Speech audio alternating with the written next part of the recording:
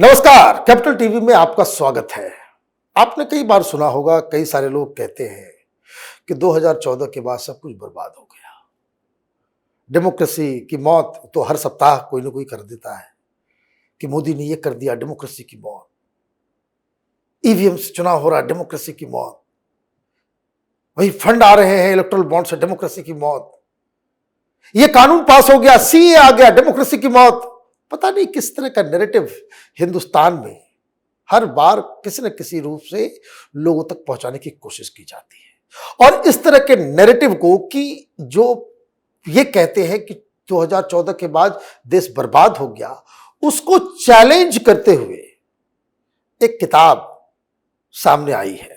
हमारे हाथ में है Bharat rising, Dharma, democracy and diplomacy. लेखक है उत्पल कुमार। हमारे साथ आपका बहुत बहुत स्वागत है। चुनाव का भी समय है, कई सारी चीजें बताई जा रही है, कुछ नैरेटिव तय किए जा रहे हैं। इस बीच ये किताब क्यों, क्या कंटेंट है, इस पे हम लोग बातचीत करेंगे।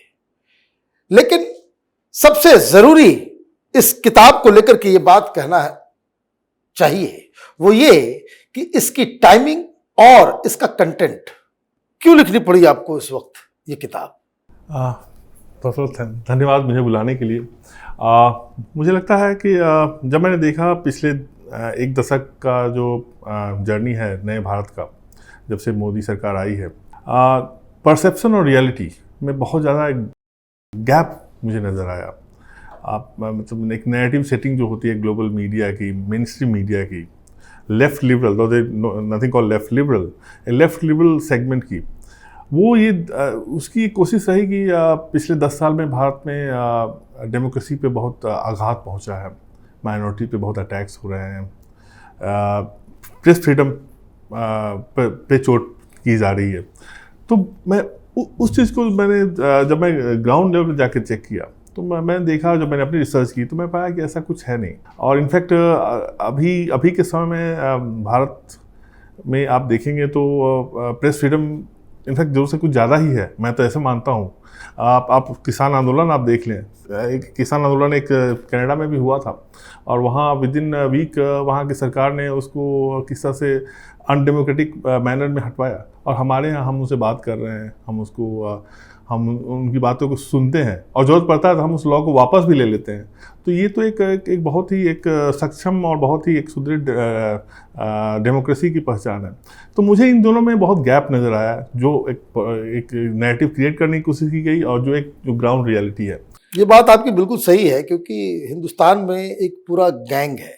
प्रधानमंत्री मोदी जब से वो सत्ता में आए तो कभी अवार्ड वापसी के नाम पे, तो कभी किस चीज के नाम पे, इंटॉलरेंस के नाम पे, पता नहीं क्या क्या क्या क्या एक दिमाग में लोगों के ये डाला गया।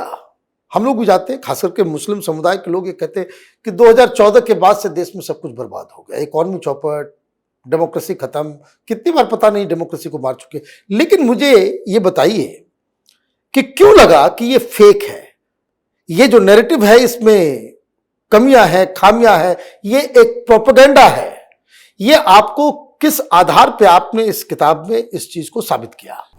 एक एक करके लेते हैं। हाँ। डेमोक्रेसी की बात करते हैं, फॉर इंस्टेंस यहाँ की एक आपकी बोलने की आज़ादी की बात है। और मैंने क्या कि इस पुस्तक में मैंने कोशिश की कि मैं उस एरा की बात करूँगा जिसको लेफ्ट लिबरल गोल्डन एज बोलता है, नेहरू का फेज 1947 से लेकर 64 तक। तो मैंने एक चैप्टर में उस फेज को और आज के नए भारत के फेज को मैंने दोनों को कंपेयर किया और मैंने पाया कि कहानी वही है। मैं आपको कुछ एग्जांपल दूंगा। हाँ। जैसे नेहरू के शासनकाल में कम से कम 3 डजन 30 से ज़्यादा पुस्तकों का और फिल्मों पर बैन हुआ था। आपको, मुझे लगता नहीं आपको याद भी होगा कि हमारे इस पिछले 10 साल में कितनी फिल्में बैन हुई है। एक भी नहीं। तो ये अपने आप में एक बहुत बड़ा वो है कि जो एक मीथ क्रिएट करने की कोशिश की कि वो एक गोल्डन एरा था हमारे डेमोक्रेसी का, आज नहीं है। मुझे नेहरू के टाइम में यदि एक लिरिसिस्ट हैं, बहुत बड़े लिरिसिस्ट हैं, छोटे मोटे की मैं बात नहीं कर रहा हूँ, मजरूर सुल्तानपुरी, यदि उनको सिर्फ इसीलिए जेल में भेज दिया जाता है और कुछ महीनों के लिए नहीं, 2 साल से ज़्यादा के लिए, बिकॉज वो उनकी कविता में वो लिखते हैं कि नेहरू का व्यवहार है अब हिटलर की तरह हो गया है। और वो कविता थी, कविता आप जानते हैं, कविता में लोग थोड़ा सा बढ़ा चढ़ा के लिखते हैं, वो कविता का एक तरीका होता है। उस कविता की वजह से 2 साल तक जेल में डाला गया। मुझे ऐसा आज के परस्पेक्टिव में एक भी एग्जांपल याद नहीं है कि कोई एग्जांपल नहीं है। और अभी तो हाल ये है कि बहुत सारे लोग तो अब तो नहीं रहे, बहुत सारे ऐसे कवि थे जो स्टेज पे चढ़ के प्रधानमंत्री मोदी को गालियां दे रहे थे। जी हाँ, अभी भी दे रहे हैं, बहुत अभी भी दे रहे हैं। जी हाँ, सोशल मीडिया के एरा में इनफैक्ट मैं वही बोल रहा हूँ कि आज तो ज़्यादा आज़ादी है। मैं तीसरी बात आऊँगा, मैं जब कंपेयर किया प्रेस फ्रीडम की, आजकल बहुत वेस्टर्न मीडिया में स्पेशली एक चलन बन गया है। न्यूयॉर्क टाइम्स खोल के देखें, वाशिंगटन पोस्ट खोलें, इकोनॉमिस्ट देखें, तो वो बोलेंगे भैया यहाँ तो प्रेस की आज़ादी नहीं है। तो मैं सोचा कि चलो नेहरू के टाइम में देख लें क्या है। तो फर्स्ट अमेंडमेंट तो नेहरू ने लाए थे, और फर्स्ट अमेंडमेंट का जो स्पीच है, जो डिबेट है, वो ऑनलाइन भी अवेलेबल है, हमारे दर्शक देख सकते हैं। उसमें जो नेहरू ने कुछ बातें जो जर्नलिस्ट के लिए और जर्नलिज्म के लिए उस समय के लिए की थी, वो आप बोलने में आप शर्माएंगे। It was very derogatory in that sense. तो आज के समय में देखिए, प्राइम मिनिस्टर का आप एक ऐसा भाषण निकाल दें जिसमें उन्होंने इस तरह की कोई बात की हो। सो जो रियलिटी और परसेप्शन जो मैं बोल रहा था, उसमें बहुत ज़्यादा डिफरेंस है। इनफैक्ट जिस तरह से नेहरू का सिलेक्शन इटसेल्फ हुआ था, वो अनडेमोक्रेटिक था। 15 लोगों का सिलेक्शन था, उसमें से 12 लोग तो पटेल के समर्थक थे, तो वो नहीं था। उन्होंने केरला की सरकार को सिर्फ इसीलिए गिरा दी क्योंकि वो कम्युनिस्ट सरकार थी। उनके जो सपोर्टर हैं वो ब्लेम डालते हैं इंदिरा गांधी पे, लेकिन प्राइम मिनिस्टर पे तो ब्लेम जाएगा ना। लेकिन नैरेटिव में ये भी डाला जाता है कि प्रधानमंत्री मोदी जब से आए हैं तो धर्म के ऊपर जो है, जो इंडियन स्टेट जो है वो हिंदू धर्म को जो है वो प्रोपगेट कर रही है, मंदिर बनाया जा रहा है, तो कॉम्प्लेक्सेस बनाए जा रहे हैं। तो हाउ डू सी कि ये जो नैरेटिव के साथ जिसको अटैच किया जाता है कि जैसे बीबीसी या विदेशी मीडिया प्रधानमंत्री मोदी को हिंदू चाउनिस्ट तो पता नहीं क्या क्या क्या क्या कहते हैं, क्या लगता है कि ये जो भारत राइज कर रहा है उसमें इस धर्म का भी कोई योगदान है? यहाँ 2 चीज़ें आपने उठाई हैं मनीष जी। धर्म जब हम देखते हैं, जो वेस्टर्न जो कमेंटेटर्स हैं, राइटर्स हैं, उनको धर्म लगता है रिलीजन है, क्योंकि धर्म का उनके पास कोई ट्रांसलेशन है ही नहीं। सो वो रिलीजन, इसीलिए वो कंफ्यूज खा जाते हैं। वो एक ऐसी संस्कृति से आते हैं जहाँ की धर्म, रिलीजन और स्टेट का स्ट्रगल रहा है। हमारे यहाँ स्ट्रगल था नहीं। हमारे यहाँ बहुत क्लैरिटी थी इस माइंड में कि धर्म सबसे ऊपर है, और राजा जो है धर्म को लेके चलेगा। और हमारे महाभारत में लिखा हुआ है कि जो राजा धर्म की बात ना करे वो मैड डॉग है, वो पागल कुत्ता है, उसे मार के भगा देना चाहिए। सो एक सेंस ऑफ डेमोक्रेसी वही थी कि राजा यहाँ ऑटोक्रेटिक टिरानिकल नहीं था। राजा जो चाहे नहीं कर सकता था। राजा की भी अपनी एक सीमाएं थी, और सीमाएं हर एक तरफ से थी। एक तरफ धर्म था। आप प्रॉपर्टी राइट्स में देखें, मैं इतिहास पे ले जा रहा हूँ, और शास्त्र कैटेगरी बोलता है कि जो हमारी जो ज़मीनें हैं 4 भागों में बटी हुई हैं, उसमें 1 भाग सिर्फ राजा के पास है। उसमें प्राइवेट प्रॉपर्टी भी है, उसमें कॉमन प्रॉपर्टी भी है, उसमें फॉरेस्ट प्रॉपर्टी भी है, और ये जो तीनों है उसमें राजा का कोई अधिकार नहीं है। तो इस तरह से राजा, हमारे यहाँ राजा बड़ा डेमोक्रेटिक सेटअप था। सनातन जो सेटअप है वो धार्मिक सेटअप में ऑटोक्रेटिक या टायरनिकल किंग का कोई जगह नहीं था। इसीलिए वेस्टर्न लोग यहाँ कंफ्यूज खाते हैं। अब अभी के समय बोला कि मैं एग्री करता हूँ, मैं पहली बार बोल सकता हूँ कि ये एक सरकार जो कोशिश कर रही है धर्म को सही जगह से स्थापित करने की। लेकिन यदि आप हिस्टोरिकली देखेंगे तो इससे हमें घबराने की जरूरत नहीं है। ये स्टेट को और डेमोक्रेटिक करने का ही एक माध्यम है। मैं तो ये मानता हूँ कि हिंदुस्तान का जो धार्मिक परंपराएं हैं उस वजह से हिंदुस्तान में डेमोक्रेसी जीत है। जी। ये जिस अदर वे राउंड, मैं इसको एक लाइन और डालूंगा। जैसे हमारे मंदिर की पद्धति है, मंदिर को हमें लगता है कि मंदिर इज जस्ट फॉर प्रेयर्स, वहाँ हम बस पूजा करते हैं। हिस्टोरिकली जो हमारी मंदिर हुआ करती थी, मंदिर एक ऐसी एक्सिस थी जिसके चारों तरफ हमारा हिंदू समाज घूमता था। पढ़ाई का वो सारा स्कॉलरशिप को प्रमोट करते थे। कुछ आज की डांसर्स जो आज बची हुई हैं, भरतनाट्यम से लेके जो भी हैं, वो टेम्पल्स नहीं होती तो बसती ही नहीं। वो रोड्स बनाते थे, क्योंकि उनके पास धन होते थे। वो बांध बनाते, चोला एम्पायर के आप रिकॉर्ड पढ़ेंगे तो देखेंगे वो बांध बनाते थे गाँव में। वो फॉरेन ट्रेड होता था उस समय, बहुत डेंजरस होता था उस फेज के बाद मैं बोल रहा हूँ। तो उसके लिए बहुत ज़्यादा जो कॉमन जो था वो पैसे नहीं देना चाहते थे, वहाँ टेम्पल पैसे देता था। इसलिए जो हमारे जो प्राचीन काल में जो हमारे जो ट्रेडर हुआ करते थे उतने एंटरप्रेन्योर इसीलिए थे, तो चाइना से लेके कहाँ कहाँ नहीं थे, वो जो रोमन वो सब जगह घूमते थे, क्योंकि उनके पास टेम्पल का रिसोर्सेज था। हमारे अंग्रेजों के बाद से क्या हुआ कि हमने टेम्पल को स्टेट के कंट्रोल में कर दिया, और ये आज भी कंट्रोल चल रहा है। तो इस तरह से यदि हम बोलेंगे एक प्रोसेस शुरू हो गया, और ये अभी प्रोसेस है, अभी पूरी तरह से शुरुआत नहीं, लाइक टेम्पल अभी भी स्टेट के कंट्रोल में है, लेकिन एक प्रोसेस है जहाँ कि हम समाज को थोड़ा सा माई बाप सरकार के हाथों से थोड़ा छुटकारा दे रहे हैं। और इसीलिए जो प्राचीन काल में we had a strong state but strong society, दोनों साथ साथ चलती थी। अब मुझे बताइए कि ये 2014 के बाद से जो बदलाव, जो सबसे बड़ा बदलाव आया जिसको आपने अपनी किताब में डील किया है, वो डिप्लोमेसी को लेकर के है कि पूरी दुनिया में हिंदुस्तान की साख जो है बढ़ गई है, और ये बहुत लोगों के लिए प्रॉब्लम है। लोग कहते हैं कि नहीं, फॉरेन पॉलिसी खराब हो गई, साउथ एशिया में सारे लोग जो है दुश्मन बन गए। लेकिन एक बड़ा धड़ा है पूरी दुनिया में जो एक्नॉलेज कर रहा है कि India is a rising power. ये क्यों? जी, आप देखें द लास्ट 6-7 साल का जो बहुत बड़े बड़े इश्यूज हैं वो हैं कोविड, कोरोना, चाइना जो अभी हमारे बॉर्डर पे टिका हुआ है, पाकिस्तान जो शुरुआती में हम पे कुछ टेरर अटैक हुए थे, पुलवामा बज लास्ट, उसके बाद हमें बालाकोट किया, यूक्रेन और गाजा।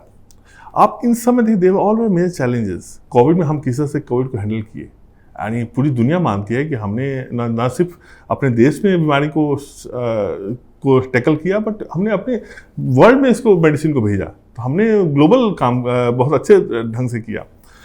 सिमिलरली यूक्रेन का हम एग्जांपल लेते हैं। यूक्रेन हमारे लिए बहुत बड़ा चैलेंज था, क्योंकि अमेरिका की गलती से, मैं इसे अमेरिका की बहुत बड़ी गलती मानता हूँ कि उसने पुतिन जैसे एक स्ट्रॉन्ग लीडर को, जो कि हमेशा वेस्टर्न इकोसिस्टम में आना चाहता था। बिल क्लिंटन ने अपने इंटरव्यू में बोला था कि he was keen to be part of the western order. America ने नहीं आने दिया, वहाँ के डीप स्टेट ने, वहाँ के इंटेलिजेंसिया के अपने प्रभाव में आके। तो आज पुतिन चाइना की गोद में बैठ गया और ये यूक्रेन वार हो गया। तो जो रशिया है, रशिया तो हमारा बहुत बड़ा मित्र था, तो हमारे लिए बहुत बड़ा चैलेंज था वो। लेकिन आज आप इतने 2 साल बाद आप देखें तो भारत ने उस चैलेंज को कितने अच्छे से अपने लिए अपॉर्चुनिटी बनाया है। इतने it's a difficult process, but उस प्रोसेस को उन्होंने बड़े अच्छे से निभाया। आप पाकिस्तान देखें, मैं एग्जांपल दूंगा। पाकिस्तान में मोदी के हम बहुत बातें नहीं करते हैं, हमें लगता है कि diplomacy is all about talking.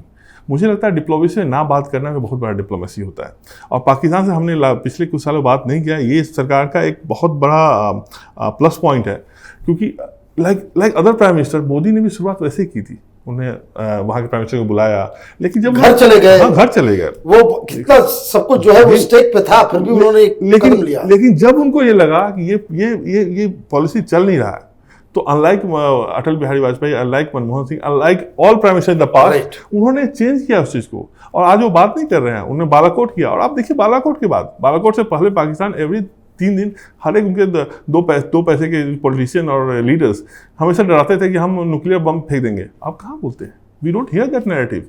सो आप देखिए, जब भी हम उनसे बात करते थे 2000 से लेकर 2010 तक हमने बहुत बातें की। सारे terror attack most of the towns में आउटसाइड जम्मू से, उधर अमन की आशा हो रही थी और इधर बम ब्लास्ट हो रहे थे।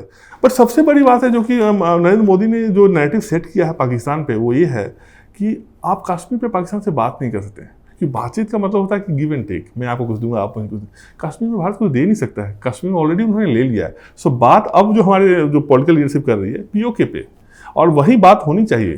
जो पाकिस्तान से जब भी बात होगी, ये हमारे जो गवर्नमेंट स्टिक करे कि वो पीओके पे हो, तब हम वहाँ गिव एंड टेक कुछ कर सकते हैं। कश्मीर पे तो सेटल्ड है। एक और डिप्लोमेटिक जो उसको कह सकते हैं कि प्लस पॉइंट मोदी सरकार के दौरान, वो मुस्लिम कंट्रीज के साथ हिंदुस्तान के रिश्ते कंप्लीट जो है टर्न अराउंड है, और जिस हिसाब से हिंदुस्तान वेस्ट एशिया में अपने पैरों को जमा लिया है, और पिछले 10 सालों में जिस हिसाब से हमारी नज़दीकियां बढ़ी हैं, वो अपने आप में एक बहुत एक अमेजिंग स्टोरी है। खैर, एक बात बताइए, अब चुनाव भी नज़दीक है, क्या लगता है कि ये भारत राइजिंग की कहानी ये आगे 5 साल 10 साल तक चलेगी? मुझे लगता है ये जो पब्लिक है सब जानती है। नैरेटिव तो अपनी जगह है और उसके लिए हम लोग कोशिश करते हैं हम बस्ट करें, लेकिन मुझे लगता है कि जो यहाँ की जो जनता है वो बहुत ही सुलझी हुई है।